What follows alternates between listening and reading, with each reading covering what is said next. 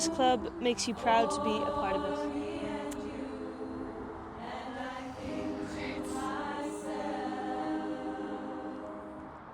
I guess I grew up in Carrig.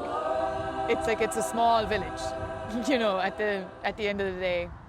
But even in the last 10, 15, 20 years, it's grown so much. It's probably easy for a place to lose its sense of identity when it becomes almost like a satellite town. We're on the city bus route now, you know, bit of a big deal. But Cork GAA it's in the centre, geographically it's in the centre of the village, but it's also, it welcomes everybody. You know, if you've just moved to the village, which we have, on our ladies football team, we've got girls that have come from other counties, who started families in Carrig, and now they're all part of Carrigtwohill, they're all part of that team. So it's a really welcoming club for a place that could have been a small country village, but has kind of just expanded because of its population. I think we've grown with it as well, you know, and it's a welcoming place. You come down here and you could probably pick off your hand maybe the 5 or 10 people that you know are going to be down here, and there's something really nice, there's something really comforting about that. Does this place feel like home? Yeah, definitely. But I would have obviously been in Australia for 2 years and played over there as well, made some great friends, and when I came back this year I thought maybe it'll feel a bit alien, or I won't know as many people in the club as I used to. But as soon as I came down and met the girls in the dressing room at the training, it was like I never left. And even coming down, hitting the ball off the wall in the ball alley, I can associate times with that at different stages of my life. I remember coming down here, sneak behind the ball alley, to chat to the lads when you were about 10 or 11, and that was a big deal. I remember coming down, sprinting up and down that hill with Anthony Barry in the dead of winter for football training when you're young and it's just something to do outside of the house, or when you get a bit older then, coming down, had a bit of a shitty or stressful day, you can just use the ball alley to kind of, get out of your head for a small bit. So all different stages of life, I suppose, it's been a constant, and I'm looking forward to it, for it to be a constant again in the future, for other milestones. I was going to ask you what the club means to a community, but I mean, it's pretty evident. We couldn't even find a quiet spot here to talk to. It's so busy down here. Yeah, it's clubs are vitally important to communities, especially a community like Carrigtwohill. It's a suburb. Started off as a village when you and me grew up here. There was maybe 11 or 1,200 people. We're now looking at 6,500, nearly 7,000. You know what I mean? We went from, if you didn't get invited to a wedding, being odd, to not even knowing what's happening around the village most of the time now, So there are certain organisations that can still bring stuff together, bring people together, and they keep momentum going, and they keep that relationship going in the village, and they're absolutely vital. Really, really are vital, yeah. And you're seeing it all from the grassroots up. Chairman of the juvenile club. Yeah, chairman. I've been involved as an officer here now as long as my own kids have been involved. I only finished playing last year, thankfully, but so we started under 6 and we go all the way up to minor, and then hopefully the lads progress on to adult level, But the numbers are growing each year. The number of volunteers required grows each year. We have a great problem this year in that most of our teams at primary ages have either got to semi-finals or finals, which sounds brilliant, and they're doing it at good levels, P1s, P2s, which is fantastic. But then you have the extra burden of finances for that. We budgeted to a certain point, and now we're well strung out. We're exceeding expectations. Yeah. And also the bank account, so it's tough going, but you wouldn't swap it for anything.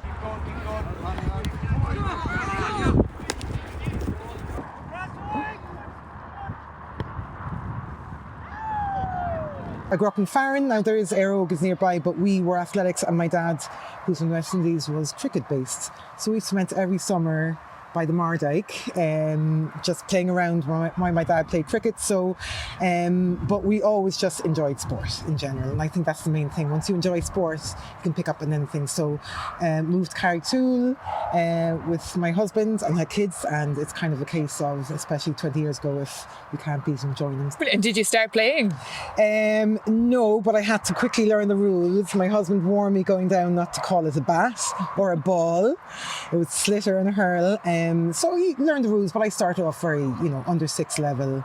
And that's more just keeping the smallies happy. Yeah. So did you find it helped when you moved to Carrigtwohill from Farran? It sounds even so far away now, that joining the club helped you kind of move into the village. Yeah, it does, definitely. I think if once you get involved in anything, it doesn't have to be sport, but that I'm kind of that type of person, community based, and it's not for everyone, which is fair enough. You've held probably nearly every position in the book, especially in the Camogie club, have you? I have at times, but I have to say, and it is hard work, and it's just about the people you have around you, really, and learning and going up to the county board and stuff like that. So the main thing is just to always keep it positive.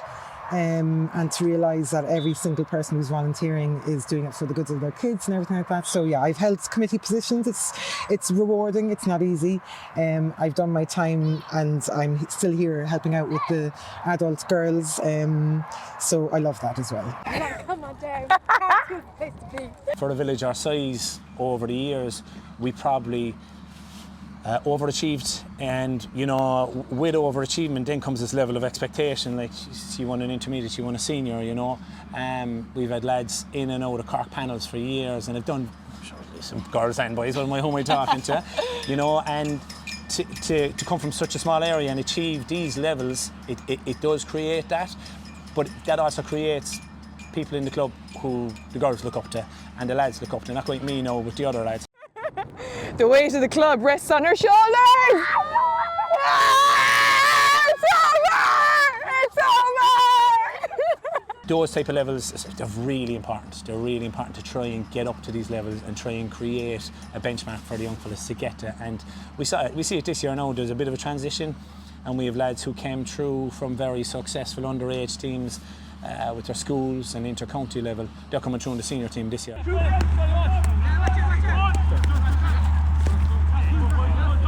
They're probably one of the main reasons, along with the lads maturing and some of the older lads.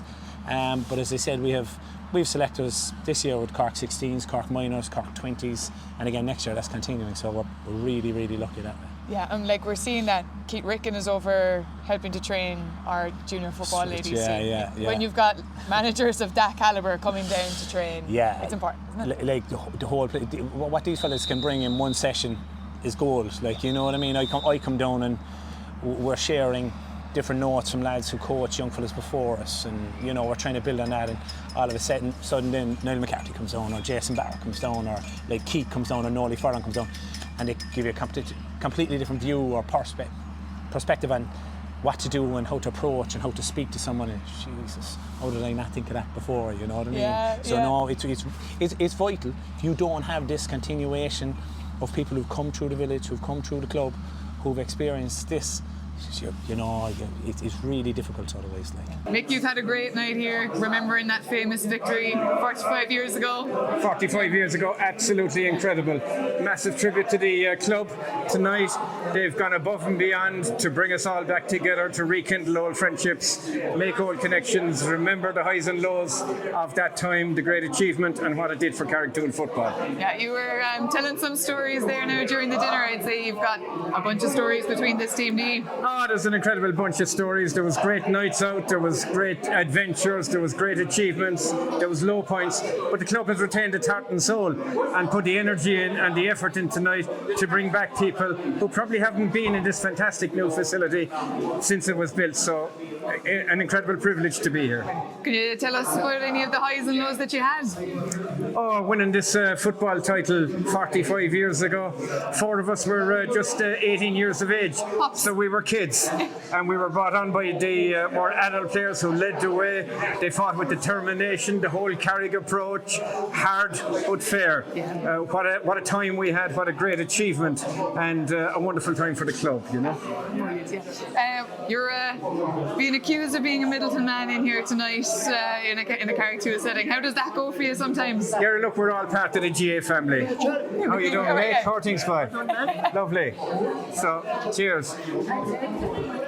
So we're all part of the GA family. My son had the privilege of playing hurling for Middleton. I played all my GA for Carrig. That led to a lot of banter up and down in terms of whether you were Middleton, Carrig. I work in CIT and MTU, or CIT or MTU. So over the course of time, cheers, John. Good luck to you. So over the course of time, lots would be said to you, but always in a good spirit.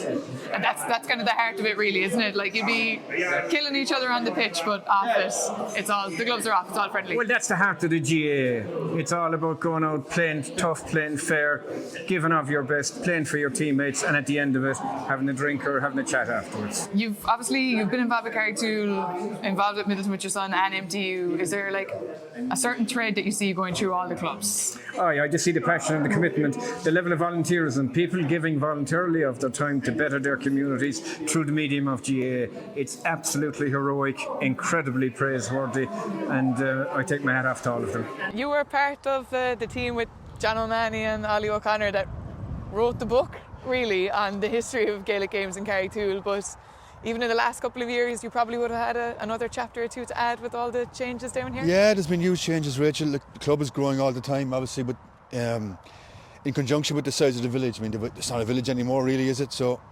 with all the new people coming in, the club has exploded in terms of numbers and kids playing underage and that kind of thing. So, and as you say, the new clubhouse, which has been a fantastic addition to the club.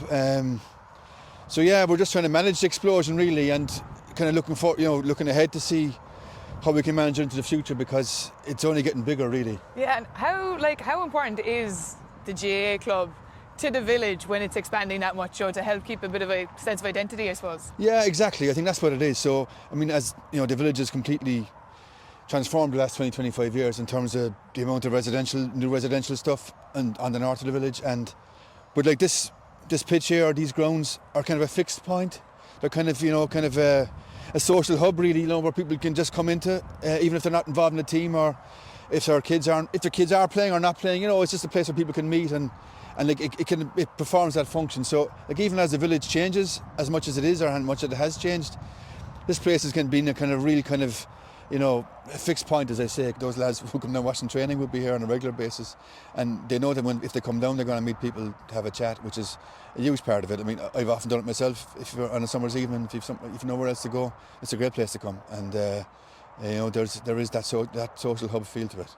Grandad Perch here for yourself? I tell you, we're blessed. This is our back garden now. Every match we can see, we can come out here. I can go upstairs to my bedroom. I have whatever view I want, in the rain, in the snow, whatever comes our way in the sun. We're blessed. I brought out the stepladder there the other day. My girls are looking at me stupid, saying, "What is Mum standing on?" And I had the best view in the house. It was brilliant. Yeah. You'd be charging here now on match I'd offer the lads a cup of tea if they wanted one for the crack. You'd have Mickey Ronan and you've Anthony Barry there doing the tickets. But no, it's lovely. You'd have good banter and good crack, and yeah, it's lovely to see everyone coming down and the pitch being used. Even outside of the actual playing of Gaelic games, there's a lot of other clubs going on here, and you've got the Healthy Clubs Initiative. Yeah, hugely. I suppose before, Carrigtwohill was always just GA club, whereas now we sort of embrace the community. We're absolutely open. We have the choir, we have yoga classes, we have the lottery every Monday night, the gospel choir. My dad disappears for a few hours. Couple of hours. Great banter. How long does it take to do the lotto? At least 4 hours. At least, yeah. The community we've built here in Carrigtwohill, it's incredible over the years. I suppose I'm here 30 years now, and watching the community evolve and the pitch evolve and the GA club evolve over the years has been amazing. 7 nights a week, you come down to the pitch, it's at the heart of the community, it's at the main street here in Carrigtwohill, and it is buzzing. 7 nights a week, and that's just really, really amazing to see. It's just setting the way, and hopefully over the next 30 years it continues to grow and it continues to evolve. I'd say we'll still be seeing you playing full back in another 10-15 years time. I am slowly declining now, whether it's fitness or aches and pains, so I don't think I'll be still playing in 30 years, but hopefully the people that I'm training and the people that I'm supporting underage will be up and we'll be supporting them. There's going to be a tough crop of under 11s coming up, so watch out. watch out, watch this space. Do you have any favourite memories from down here? Oh yeah, Jesus, loads. I mean, plenty good and bad. You know, there's plenty more losses than wins, obviously. But look, the greatest day in our modern history was the county final in 2011, so we hadn't won a county for 90 odd years at senior level. So that was fantastic. Like that was completely, I guess, well, not completely unexpected, but we were complete outsiders at the start of the year. So was it 100 to 1 or something? 100 to 1 on some bookies' lists, yeah. No, I think nobody backed us at 100 to 1, but we were outsiders. You know, even in the final we were outsiders. So it was a huge thing for the village, and you know, there's massive euphoria, and you know, give everyone such a lift. You know, and they were a fantastic group of players. They've been around. Some of them have been around a long time, and they'd won minor counties and intermediate counties, and so yeah, it was fantastic. You have to look at what success does to a village like this. I mean, back in 07 when won an intermediate, I mean that was a massive step for us, because we'd always been knocking on a door for years, and then all of a sudden it was a case of, Jesus, we can do this, you know. Then there was a couple of tough years, but then when it stepped up to winning a senior county, you know, I mean, I've never seen reaction, or I've never seen almost consequences to the village of our livers and our health, and but what it did to the whole village, the whole community, the whole county. I mean, like everyone's expectation and everyone's view of you forevermore. I mean, all of a sudden, instead of being out and having the winter to prepare for next year, you Munster club. I mean, who would have thought we were going to play in Cusack Park? You know what I mean? So, like, those things are absolutely. They would be the real stand-up ones, and I suppose there've been lots of small good ones, but when you have something as big as that just eclipses everything, really. It's hard to overlook. People came from other clubs as well, just to Carrick for the night to congratulate. Oh, Jesus, I never forget it. Because there's people do it, and you know what? Hopefully I get to the stage where I can do it too. There's lads who travel around on the Monday after a county. Yeah. You know, and they go to wherever the official Monday club. Yeah, the official. Right? And when we won the intermediate, I know that. There was lads stayed around for the senior, and their ambition would have been to go wherever the senior victory was on the next day, but they were like, absolutely not, we're going to Carrigtwohill. So they came down for the intermediate. The same lads came down with about 10 extra after the senior. Do you know what I mean? So we had lads coming from North Cork, West Cork, obviously a couple of the East Cork clubs came in. So the village was shut down. I mean, it's a great story there. There was a new chipper opened, and he opened on the Thursday before the county. So I mean, the place was dead, like, you know. And then Sunday came, and this fella thought all his Christmases had come. He was like, is this going to be every weekend? This is what this village is like. He was up down to Aldi, cleaning out their freezer cabinet to come up and cook it in his own chipper, you know. I'd say he made his money. I think he closed the following weekend and we never saw him again, you know. He made his money. One and done. Yeah, one and done, you know. Jesus. I suppose when you hear Carrigtwohill hurling, you'd think of Niall McCarthy. A lot of people automatically. Yeah. Obviously he was such an important player on the team itself, hurling, but how important is he as a presence in the village, you know, just to the community itself? Yeah, sure. Look, Niall's the greatest Cork player we've produced since the 50s. You know, like we had Willie John Daly and Matty Fewey and back in those times when all Ireland's were Cork, and Niall's been our greatest Cork player the last 75 years. He was a brilliant player, obviously on our senior team that won the county, but he was a brilliant player on lots of teams, even losing teams over many years. So he was a real hero to people in Carrick and to young people in Carrick, and just a warrior of a player, a brilliant player, someone that even if you weren't from Carrigtwohill, even if you're just a Cork supporter, people had huge time for Niall because of the way he played and the passion he brought to it, and he's been a fantastic presence. Like, he's been involved in loads of teams in Carrick over the years, and always brings great positivity to every team he's involved in. You're the manager of the senior team now this year. You didn't try and convince him to come out of retirement at all, no? Not this year. We convinced him, I remember a few years ago, he came out of retirement. He came out of retirement more than once now, Niall, in fairness to him. Did he? Over the years when things were tight or tricky, we were fighting relegation or something, so he's never let us down. Yeah. God, he's never let us down. What has been your proudest moment playing football or camogie?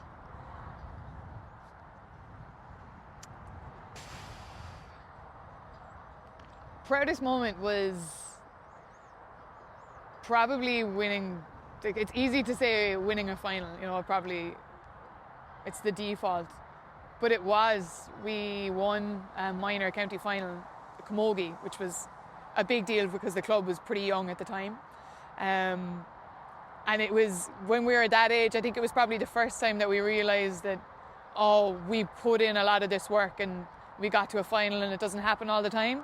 You know, when you're younger and it's like, oh, you've a final when you're like 14, 15, 16. It's cool and it's exciting, but you don't really grasp how big of a deal it is.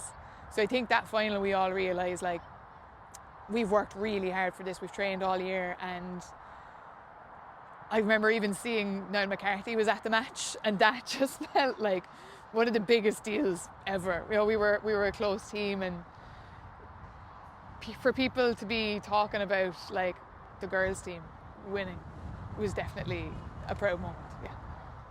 You speak about enjoying it. Do you have a favourite memory of being down here, or a favourite like GAA memory? A favourite game? Well, Carrigtwohill, I suppose the Carrigtwohill men's seniors winning the county was amazing. I mean, I've never been... You're not the first person to say that. Yeah, I know, and I suppose it's one that sticks out. But I have to say, above that, when I was training Camogie with the girls, we got into it a few years, and we had Philip Dorgan, who is no longer with us, bless him.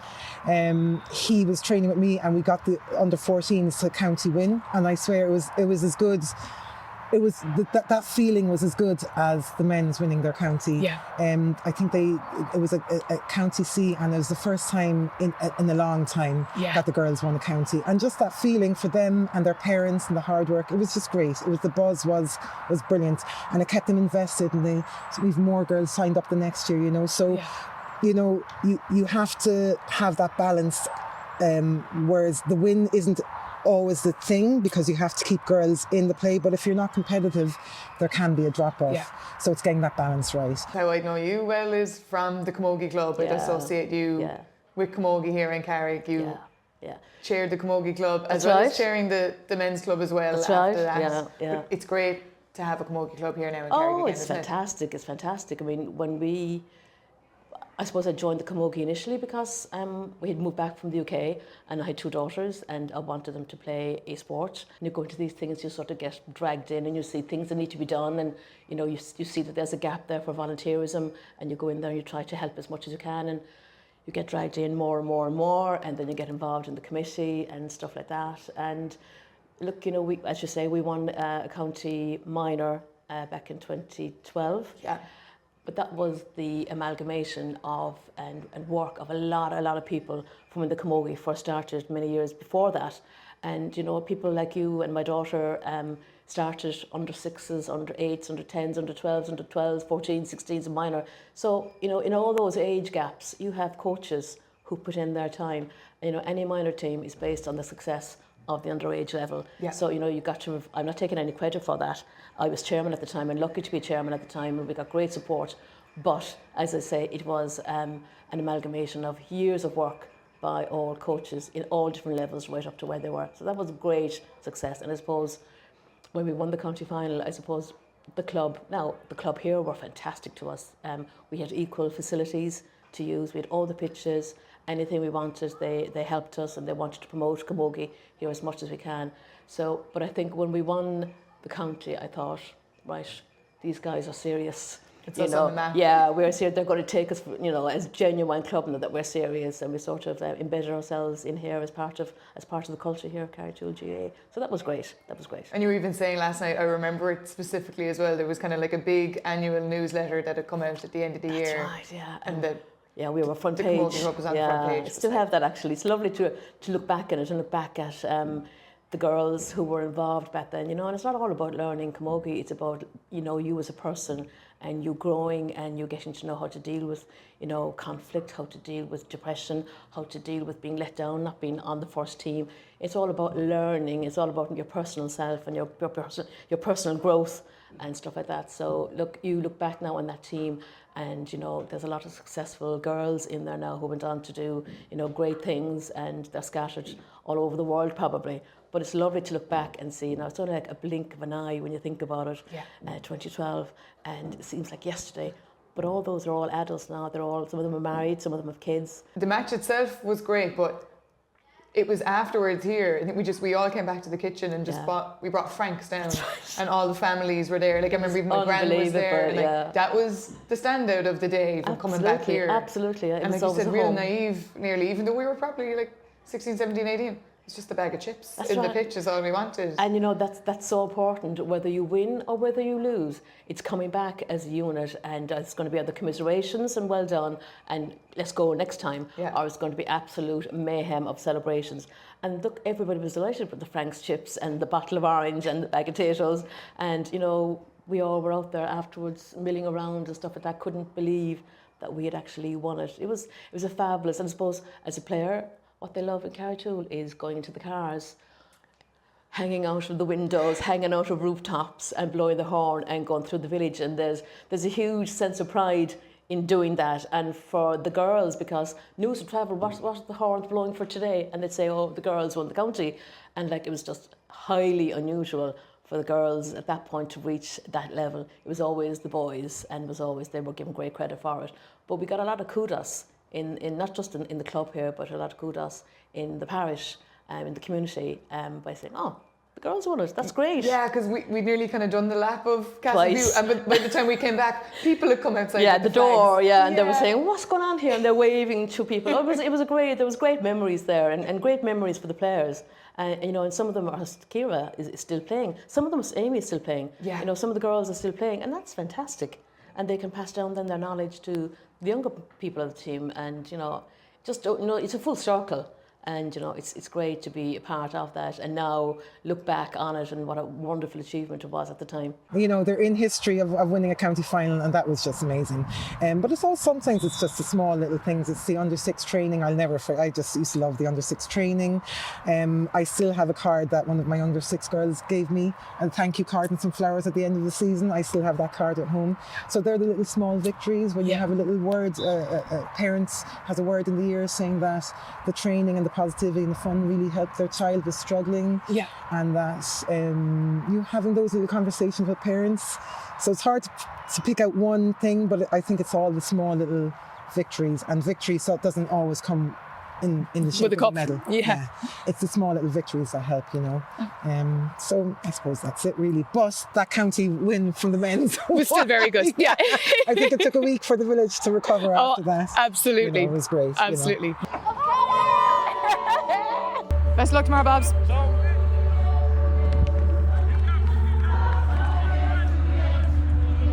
There's something about GAA. There is something about GAA. Be it football or camogie, there's something about the GAA. Yeah. Were you more of a hurler or a footballer? To be fair, I played football first, so there wasn't a camogie club here at the very start when I was younger. So actually, I played my first football match on this pitch. It was before goal games and everything. It would have been part of like a blitz, and I was a good bit younger than the age groups playing. It's a lot more strict now. I think the under-16s are allowed to play minor and that's it, but those days you could literally just play, you know, you'd be like a 14-year-old going on marking a mam of 3 in her 40s, you know. You'd be scared to see if your marker arrived driving her car. But I remember coming on and I was just told, like, mark your player. And I took it so seriously that even it was half-time, the whistle blew, I didn't even notice, and I followed my player over to their half-time talk. So like I looked up and I saw all the team, they're like, yeah, no, you can come over here, kind of laughing at me. So I have all of those memories of football from like a very, very young age. But then the camogie club started up in Carrick when I was maybe 11 or 12, and I loved it as well. So more of a footballer just because I played it more when I was younger, but now the scales have probably tipped in the other direction.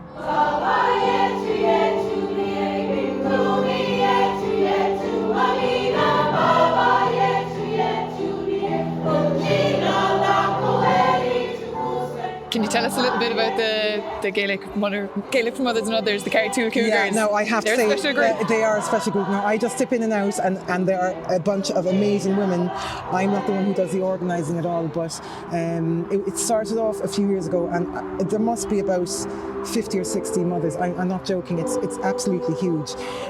But you can dip in and out, which is a great thing. There's no, but there is a core group of women who are serious about it and who love their football, and the friendships that they have created with other clubs is just amazing. It's actually one of the best things that's been organised on a national level, I think. And they go to Crow Park every year and they have blitzes and everything. But just the support within it in the background, because I'm on the WhatsApps and usually you say, oh, the WhatsApps and everything. Yeah, a dreaded WhatsApp group. Yeah, but this is the support that comes, because they're all mums who, some of them are new to the village, from all nationalities. Their kids are enjoying the football. And even if their kids don't play football, they're down here and they get to know and they get support for loads of different areas of their lives, whether it's babysitting or just, anybody know the name of a good plumber, that kind of thing. Yeah. But it really helps. It really helps. And we're hoping to get the Camogie has the same. The same initiative. It's called Social Camogie. There's a name to it, I can't really remember, but we're hoping to start that in a couple of years and actually just combine it with the same group, because it's going to be the same amount of people, so the same kind of people crossing over. So there's an idea in a couple of years that we'll do the Camogie with it and do like every second week we'll train Camogie in football. So that's something that's in my head as well. But like, that's what I like about the GAA, that there's all these outside things. There's also just for every type of person, it's all very inclusive. And that's what I like about it. We were saying, you can just come down here. You don't need to have know that there's a match on. Even came down here to meet you.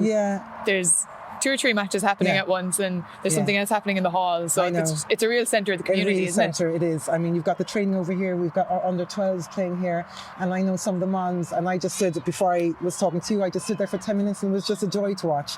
I often wander down if I'm going for a walk, especially during the high match times, and just wander in. And sometimes you can you just catch a really good match. So it is lovely, and it's very important for our elders in the community, and that they still have that link. And you see them all the time coming down in their cars, and they've grown up, and at one stage GAA was the only sport here for them, and they still have that, and everyone knows them. It's hugely important, I think. It is lovely. I love that aspect, and as I say, coming from someone who wasn't reared playing Gaelic football, it's just any sport really, but I think the GAA is very inclusive. I suppose the thing that stands out more than anything over the last 50 years is the changes in Carrigtwohill. Apart altogether from GAA, the total, the total explosion of population and the diversity of population and everything like that. It's a different place now.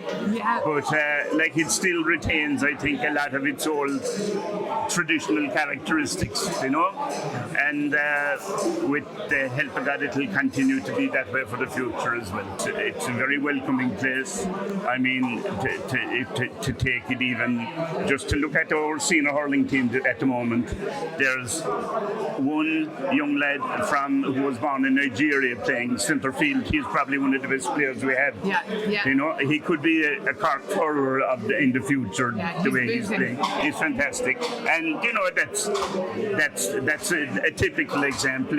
If he's everybody is welcome, and you players from all over that were born all over Ireland as well. So it's great. We're going the right direction. It's volunteers really that are at the heart of everything. Every GAA club across the country. Sure. And we saw Peter Hogan letting us in this morning.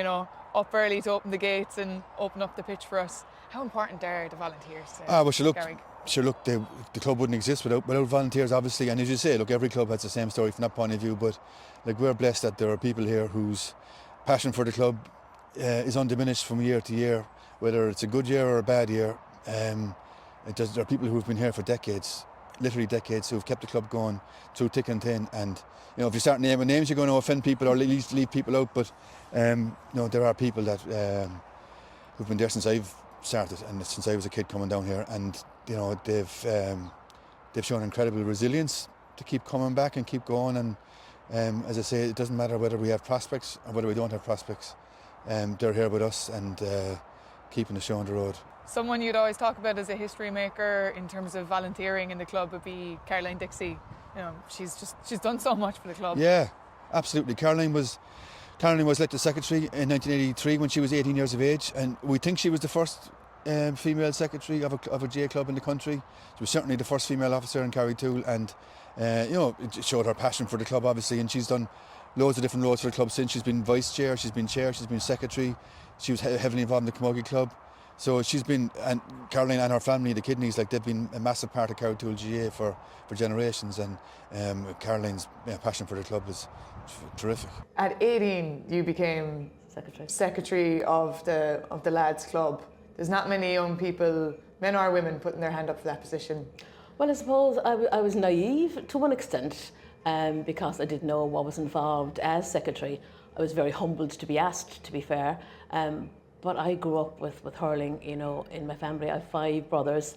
I had 5 uncles who played, so it was absolutely embedded in me. So when John Kelleher, I suppose he was chairperson at the time, and Ollie O'Connor, who was here last night, he was treasurer, and they asked me to get involved. Of course, I was delighted. As I say, a bit naively, not thinking what was involved. But, you know, it was a huge learning curve for me into how the mechanics of the GAA work. Back then, there was no emails, there was no mobile phones, and the way we were communicated by matches was, especially for championship matches, was a nice little embossed letter from the county board saying your match against, you know, Milltown at the time, because we were intermediate, is on this day. So there's no phone calls, and there was no emails. And no changing. And that was that. And if you had a team, you had a team. If you didn't, you didn't. You had to just suffer the consequences. But it was a very, very different role back then to what it is now. Today, it's much more structured. It's much more organised, which is for the better, I think.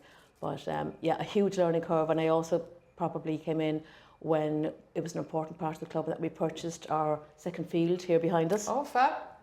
So there was kind of greats involved back then, like Paddy Roach, Willie O'Brien, before your time, no, Rachel. Willie O'Brien and Tom Barry. They were 3 characters now in Carrigtwohill, amongst many others, who were sort of instrumental in purchasing that. And I learned a huge amount from those dealings that they had with the community and the fundraising and stuff like that. So, as I say, a huge learning curve for me, but I got to learn and know all the mechanics of how the GAA works. And, you know, as you move along, you progress with it and you get to be a part of it. So, yeah, it was busy, it was nice, it was lovely, and I got to meet a lot of people. I do think women don't get enough kudos for what they've contributed to the GAA club. Yeah. And, you know, you've had 5, well, like my own mum, as I say, 5 brothers, coming home with dirty gear and washing all that. And there wasn't dryers back then, it was out in the line, and, you know, the weather isn't the best. So, you know, they deserve an awful lot of credit for the GAA in Carrigtwohill and all over the country. Who here inspires you?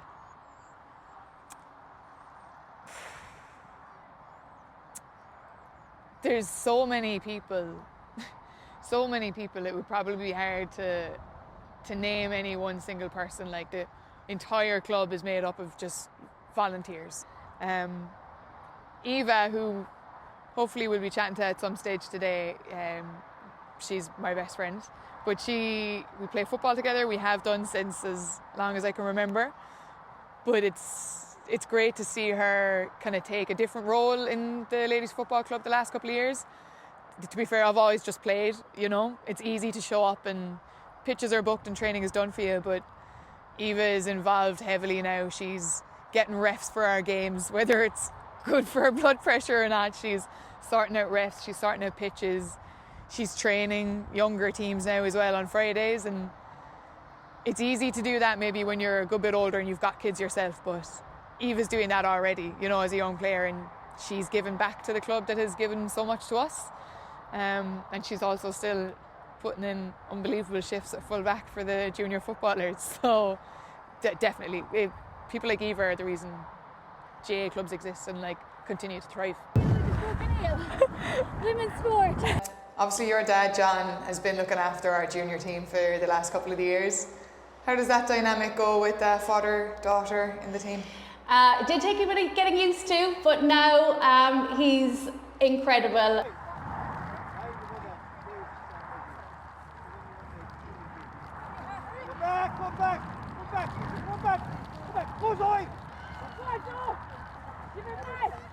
I myself play full back, and my trusted Rachel plays here full forward. My brother, he's involved in the Carrigtwohill senior hurlers. Gail.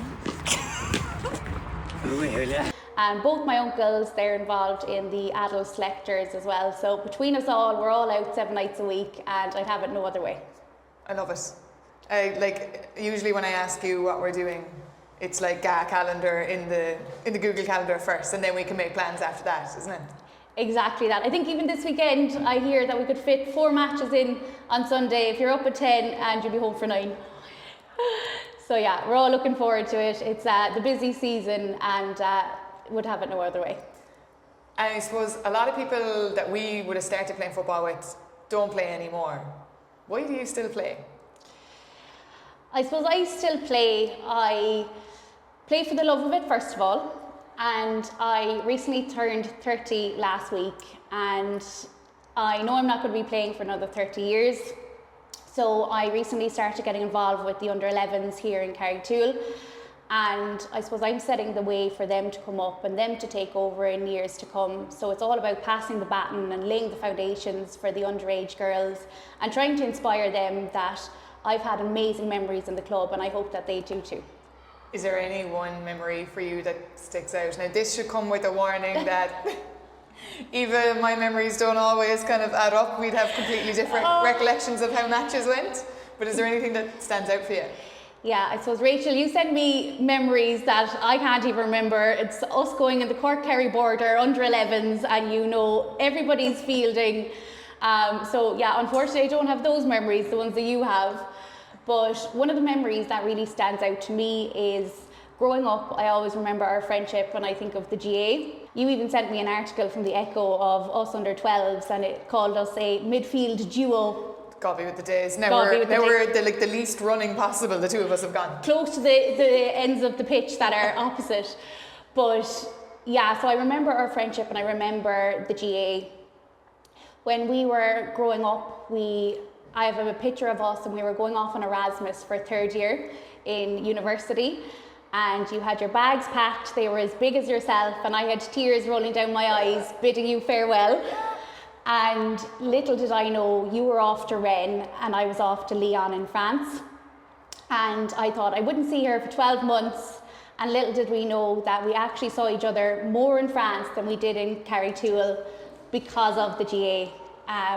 We were at blitzes nearly every second weekend. We joined the GAA clubs over in France, and whether it was Paris, Lyon, Nice, we saw each other, and that was through the GAA. I feel like we were on Erasmus together. And it was the one time that we actually weren't a duo, and we were nearly rivals on the pitch. So I feel like he came up on top, you were very good. Now, your team were stuck for a player, so that's when I said, I'll play with Rachel again, just for old times. So yeah, no, do you know what? Wherever you go in the world, I think the GAA is an amazing place to get involved in the community, get to know people, and it really is the heart of every community. It's the centre, it always will be the centre, and everybody knows Carrigtwohill GAA, everybody knows everything about it, everybody knows the personalities in there, like Peter Hogan. If you mention Peter Hogan's name anywhere in the country, somebody will know him. Absolutely. You know, somebody will know Someone him. will have met him at a match. Absolutely, somewhere. absolutely. There'll be some connection with them. So yeah, it is the centre of the universe. Yeah. Especially when you're driving past, it's just automatic. Yeah, that when you're on the dual carriageway, the head will go left to see what's going on. Yeah, are they booked in there now? Do they book on the app? Oh, you'd be looking from the admin point of view, yeah. No, it's great to see. And you know, people, there's about 65,000 cars up and down that road every day, and it's a great promotion for us. You know, and the pitches are always full, especially on Wednesdays and Fridays and Saturday mornings. They're always full. There's always games going on here. So it's great for people to see that activity as well. And anywhere you go now, you will meet someone that you have met on your journey, you know, down along the line, and we reminisce then about, Christ, do you remember that match? Do you remember that referee? Or when we had a bit of a falling out or whatever. And you know what, life goes on, you just make up, you know, you move on, you learn. But everywhere you go, you're going to meet somebody. I'm out at the Camogie now for a good few years. But you still meet the likes of Mary Newman from the Glen, and you know the people who were involved in the county board years ago. So it's great fabric of life that you have developed over the years.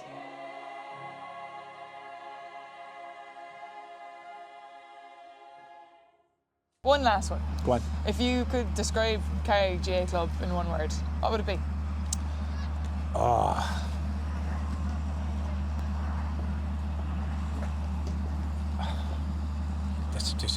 That's a really difficult question. You'd love to say something like